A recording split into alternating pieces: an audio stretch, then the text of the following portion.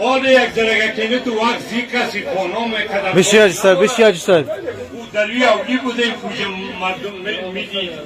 یا در روی اولی نشان میدادیم با سجره مبارک نشان میدادیم یعنی سجره مبارک هم زیارت میکرد حال خودی خانه است که این قدر تاب و توان دارد این حال شما این پیراهن حضرت امام حسین آقا این پیراهن سید شهدا اما تو که با بی بی صاحب گفته بود که پیراهن ما با امتهای جدم بده که با امام دعا کنم امام با حقشان دعا کنم این حال برادرها کجا با حالتان چون پایهای ما درد میکنند شیمان ندارم وقت وقت نزدیک است گفتی عسکری صاحب که وقت رفتن از دیگه اگر خدای کریم میدانه و اصرارش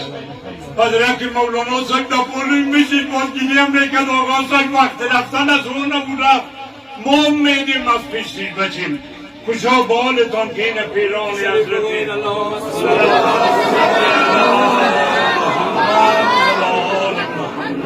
ثم صليت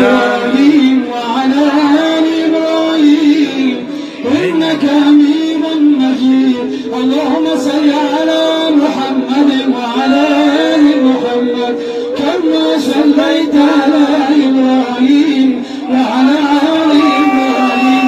إنك حميد مجيد سليم لنا براء منك زارا بدين شام الليل يوم قدم ضاي وسعي بدين شام الليل يوم قدم ضاي وسعي سري ستار زيان شي مجيد من غزلات مقل ستار نيات سر بخاك فاين السعي قسم بحق ولا كي بسوزدش دوزخ همین قدر که بود قبر واشنای وسعی همین قدر که بود قبر واشنای